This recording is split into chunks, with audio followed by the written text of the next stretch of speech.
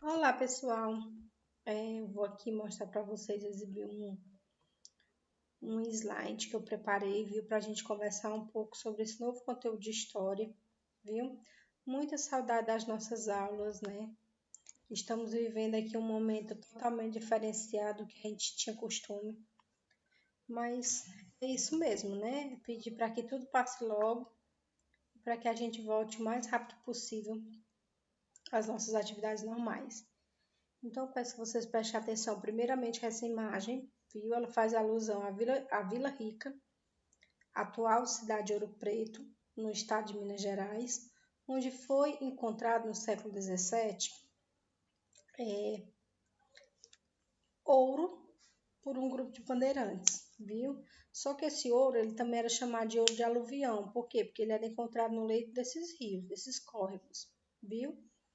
Essas águas elas passavam muitas vezes pelo meio dessas montanhas e elas desciam para esses córregos e no fundo do leito dos rios eles encontraram uma espécie de cascalho que eles deram o nome de ouro de aluvião, até porque a forma mais rápida e fácil de detectar que era ouro é que quando os primeiros raios do sol, né, batiam nessa água, você conseguia ver aquelas pepitas de ouro brilhando no fundo do rio, né? Faz parte de várias formas de contar como foi encontrado, né? Inclusive o nome Vila Rica de Ouro Preto também faz alusão a que a espécie de ouro encontrado nesses córregos era de uma coloração mais escura e que só brilhava realmente quando o ouro era fundido, né? Por isso o termo Ouro Preto, tá bom? Então aí foi as primeiras regiões de Minas que foi descoberto o ouro. E toda a extração era feita, né, pelos nossos escravos, realizada pelos escravos. Escravos que antes trabalhavam na produção do ciclo do açúcar, né, nos engenhos, e que agora eles tiveram a mão de obra transferida para as minas, mas que o trabalho escravo difícil continuava sendo o mesmo, viu? A vida do africano não facilitou, né? Só mudou a localização de onde ele estava agora. Então, você tem bem nesse slide, ó, com o declínio do comércio do açúcar no mercado europeu, estimulou a procura de metais e pedras preciosas em terras de suas colônias na América, através das expedições conhecidas como entradas e bandeiras. Então, a diferença das entradas é que elas eram organizadas pelo governo português e as bandeiras elas eram expedições particulares, organizadas pela capitania de São Vicente, viu? Ou seja, São Paulo. Então, você tem aí a imagem de um bandeirante paulista, que ele foi muito importante em todo esse processo, ele ganhou muito nome e foi muito aplaudido por muitos senhores na época, porque ele foi o homem que destruiu o maior quilombo, né, daquela época, que era o Quilombo dos Palmares, localizado na Serra da Barriga, atual estado de Alagoas, mas que naquela época, por conta de limites territoriais, a Serra da Barriga pertencia ao estado de Pernambuco, viu? Mas foi ele que matou e que destruiu o Quilombo do Zumbi dos Palmares. Você tem aqui, nessa imagem, aqui ao lado na legenda, alguns dos maiores líderes, né, dessas bandeiras, os bandeirantes com maior renome. Eles são vistos hoje como heróis, né? Alguns querem tratá-los como vilões, outros tratam como heróis, mas que na verdade eles trabalhavam duramente para alargar o nome da capitania deles, que era a capitania de São Vicente. Aqui, Vila Rica, Ouro Preto, onde foi encontrado, né, as primeiras reservas de ouro aí na cidade de Minas Gerais. Aqui ao lado de Sabará, Mariana, viu? Vilas também muito importantes. Aqui você vai ter a capitania de São Vicente. Aqui mais acima, destacado, você vai ter Palmares, que é justamente a localização do quilombo, né? Que era organizado pelo Negro Zumbi. Aqui essa imagem, essa pintura, ela retrata o papel dos bandeirantes, que era capturar esses índios, esses negros, fugidos, né, e que formavam novas comunidades. Durante muito tempo, né, o Quilombo dos Palmares ele servia como exemplo, né, de refúgio. Então, a partir do Quilombo dos Palmares, muitos outros quilombos eles foram constituídos. Só que a intenção de destruir o Quilombo dos Palmares era mostrar, né, que qualquer outro que tivesse o desejo ou o anseio de formar comunidades africanas, dentro das capitanias, eles seriam severamente punidos, né? Então, fica aí essa questão. Depois, aqui na imagem, nós temos o momento do apresamento dos índios, tá certo? Esses índios, eles eram presos e levados para trabalhar nas minas e trabalhar também em outras atividades organizadas pelos bandeirantes, porque eles também vendiam produtos, eles eram comerciantes, viu? Mas percebam aqui que eles não se vestiam tão bem, né? Como é colocado lá no livro. Eles andavam descalços pela mata, a comida era escassa, né? Tudo isso. Então, existe aí uma diferença do que realmente aconteceu e de como hoje os fatos são narrados, mas faz parte da história, né? A história ela tem muitos personagens e ela também tem muitos roteiros. Aí a gente conhecendo mais a fundo, nós vamos perceber realmente como se constituiu todo esse processo. Aqui é um monumento construído em homenagem aos bandeirantes paulistas no estado de São Paulo, viu? Numa avenida chamada Avenida Bandeirantes. Então, aí fazendo alusão a esse importante papel como desbravador do interior, né? E alargador de fronteiras brasileiras, tá certo? Aqui outro monumento que faz referência aos bandeirantes, viu? Então, nós vamos agora, a partir de agora, tentar diferenciar qual era o papel das entradas e qual o papel das bandeiras. Lembrando que entradas sempre eram expedições organizadas pelos portugueses, viu? Expedições oficiais que começaram a ser organizadas no século XVI e XVII, que partiam do litoral. Qual o objetivo? Explorar o interior, apresar indígenas destinados à escravidão e procurar minas. Papel das bandeiras, expedições armadas e organizadas em geral por particulares de São Paulo. Então, a única diferença, as entradas eram organizadas pelo governo, as bandeiras eram organizadas pelos paulistas, né? Eram expedições particulares da capitania de São Paulo. Objetivos principais das bandeiras: capturar índios, encontrar pedras e metais preciosos, combater índios rebeldes e destruir quilombos, certo? Bandeirantes é o nome coloquial dado aos sertanistas que viviam na época do Brasil colônia. Esses sertanistas, como já diz o próprio nome, penetravam os sertões em busca de minérios mais abundantes na América Espanhola do século XVI, viu? Ouro e prata, viu? O principal objetivo dos bandeirantes era o acúmulo e futura venda desse material, tá certo? Apesar do romantismo e heroísmo apresentado pela história brasileira, a realidade vivida pelos bandeirantes era precária. Como vocês viram lá na imagem, ó, andavam descalços, as roupas eram farrapos e era comum sofrer de fome, doenças e ataques de animais selvagens. Essa dureza das expedições tornava os bandeirantes homens extremamente violentos, ambiciosos e rudes. Viu? Aí, ó, como seria essa relação entre os bandeirantes e os jesuítas? Eles não se entendiam muito bem. Por quê? Os bandeirantes, eles tinham a ideia de capturar e aprisionar os índios. E já os padres jesuítas tinham a ideia de tentar catequizar os índios e organizar para eles um sistema mais rígido de trabalho e de religiosidade. Então, eles divergiam aí nessa questão, porque os bandeirantes achavam até uma certa perda de tempo, né? Se tinha mão de obra, por que não aproveitar? Então, eles, uma vez ou outra, eles invadiam esses acampamentos jesuíticos e tomavam a mão de obra indígena que existia lá. Desde sua chegada ao Brasil em 1549, os missionários jesuítas combateram a escravidão dos indígenas, o que desencadeou intensos conflitos com os sertanistas, como eu já havia explicado antes. Então, foi descoberto aqui na imagem ouro na região de Minas Gerais, viu? Então, aí todo mundo começou a saber, principalmente a metrópole. Então, o rei de Portugal ficou muito preocupado, viu? No ciclo do ouro, temos os garimpeiros, faiscadores, bateadores, que utilizavam a bateia, que é esta peneira, viu? Para fazer a garimpagem, tá certo? Então, esse papel aí da extração do ouro no leito desses rios, da captura desse ouro, era realizado por escravos. E que já é importante até colocar, viu?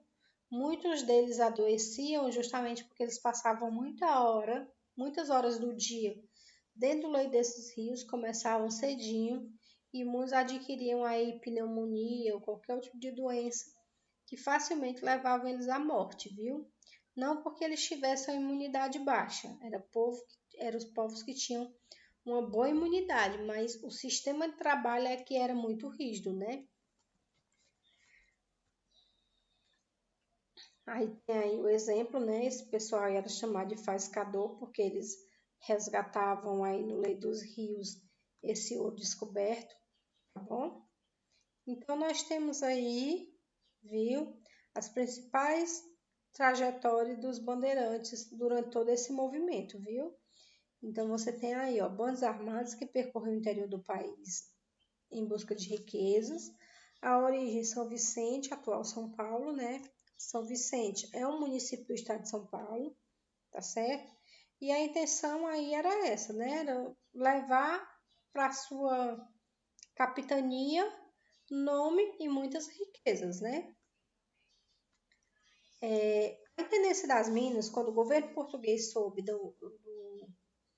do ouro encontrado na região de Minas Gerais, ele tratou logo de criar um órgão que organizasse aí como esse ouro ele seria extraído. Porque começou a vir pessoas para a região de Minas de todas as capitanias próximas, e aí ele teve medo de perder, né, esse ouro. Então, esse órgão, ele era responsável por administrar como que o ouro estava sendo extraído. E eles trataram logo aí de cobrar impostos, viu? Então, eles criaram o quinto, 20% de tudo que você extraía na região das Minas Gerais tinha que ser destinado a Portugal. Eles criaram as casas de fundição, que eram os locais onde aquele ouro seria transformado, feito o processo de fundição dele, transformado em barras de ouro, que levava o selo da coroa portuguesa e tudo mais. Eles criaram a taxa de captação, que era um imposto que você tinha que pagar sobre os escravos que você tinha trabalhando por você dentro daquele processo de extração do ouro. Ele criou esse processo da derrama, que era a cobrança dos impostos atrasados, mas ele também criou esse imposto aí que você tinha que anualmente, a capitania tinha que arrecadar para o governo 1.500 quilos de ouro, viu? Então, aí era necessário que fosse arrecadado e que toda a comunidade tinha que se virar para enviar esse imposto para Portugal, viu?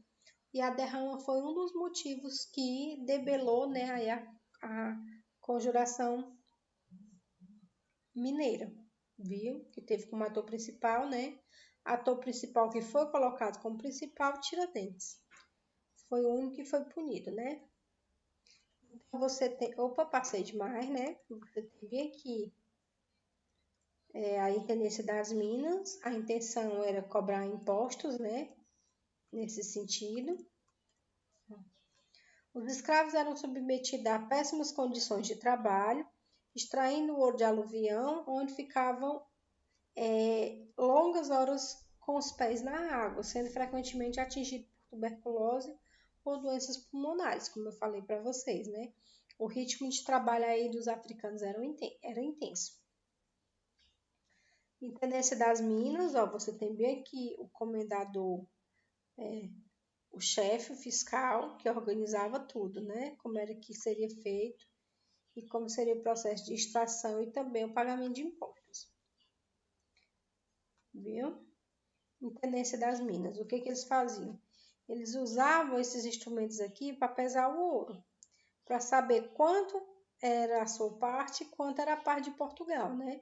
Porque de cada ouro extraído, 20% daquele peso tinha que ser destinado para Portugal, que era chamado de o quinto, né?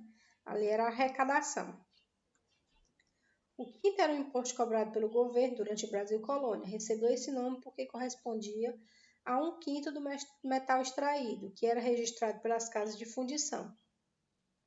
Era um tributo altíssimo e os brasileiros o odiavam tanto que acabaram apelidando de o quinto dos infernos. O imposto, né? Ninguém gosta de imposto até hoje, né?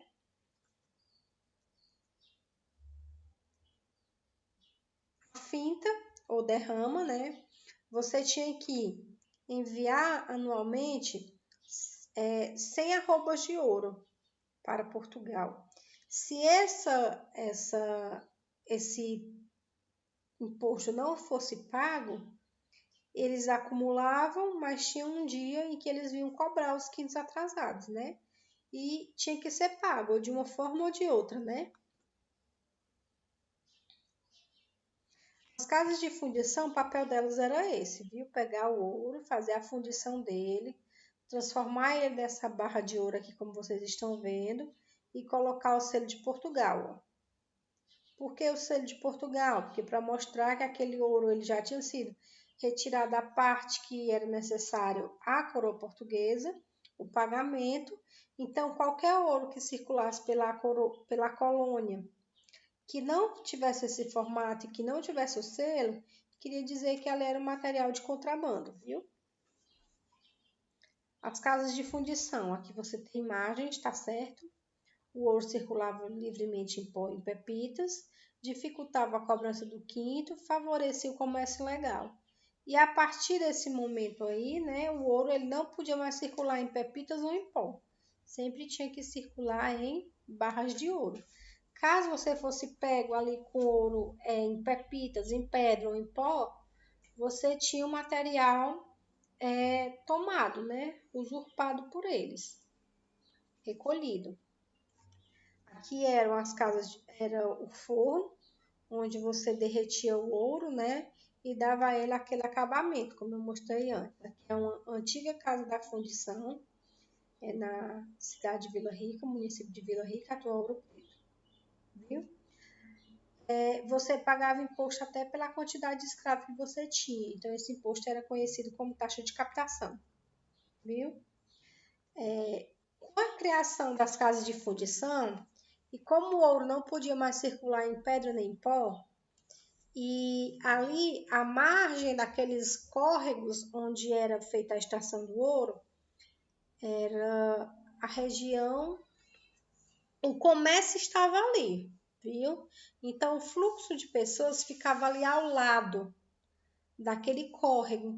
Então ali se vendia tudo, vendia fruta, vendia produto e vendia também santinhos. Por quê? Porque Portugal não ligava muito para a questão da venda de imagens, porque eles até gostavam, porque era uma forma de mudar ali a rotina das pessoas e promover aí imagens, venda de imagens sacras, né, que faziam parte aí da religiosidade do povo português.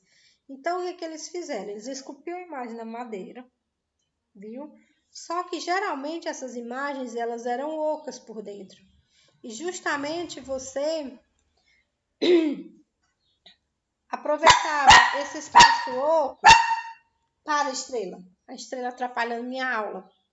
Você aproveitava esse espaço oco para esconder essas pepitas, né? E para burlar a fiscalização.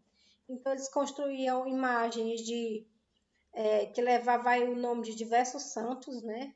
Ó, aqui você tem um santo onde eles abriam a cabeça dele, né? Na parte oca.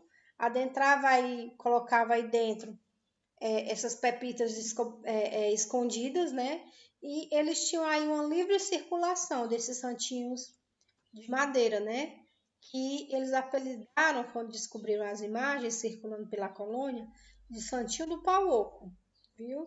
Justamente porque as imagens eram ocas e servia para o contrabando do ouro. Além do ouro, também eles contrabandeavam diamantes, viu? Segundo o imaginário popular, o Santo do Pau Oco era nas regiões mineradoras brasileiras e durante o período colonial foi um símbolo do contrabando do ouro em pó e em pedra, né? Aí você tem bem aí, vamos finalizar com as revoltas. Juntou muita gente na cidade de Minas Gerais. Então vieram pessoas de diversos locais, viu? Então eles começaram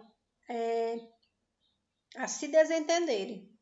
E começou a surgir aí um desentendimento entre os exploradores do ouro e os membros integrantes do governo português, que eram os cobradores de impostos, né? Então, imposto até hoje a gente paga, mas é sem gostar muito, né? E nessa época ainda era muito pior.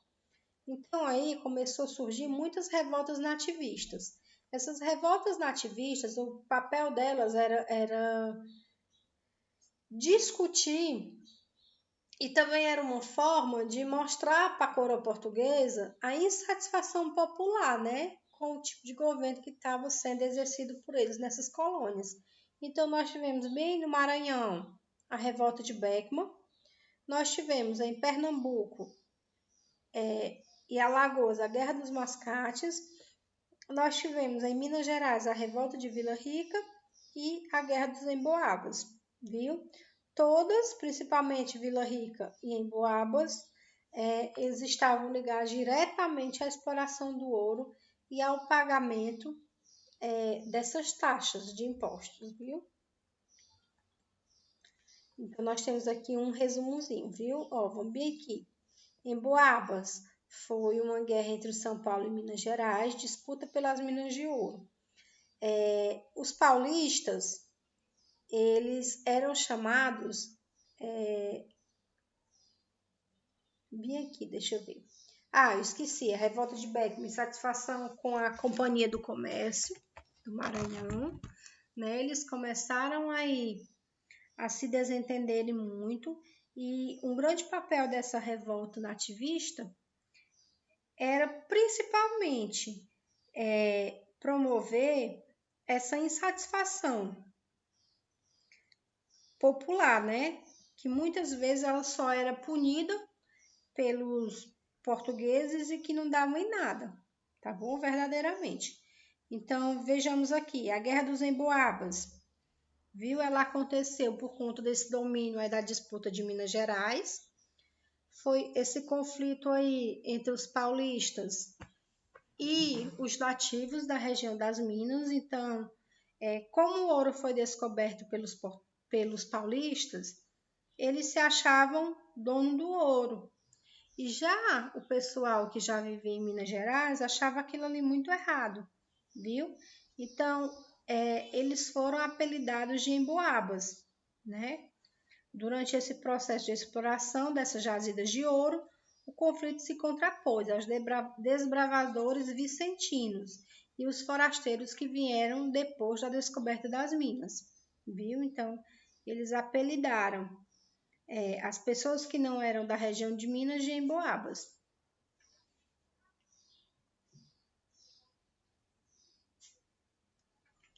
Qualquer pessoa que viesse de outra região recebia esse nome, viu?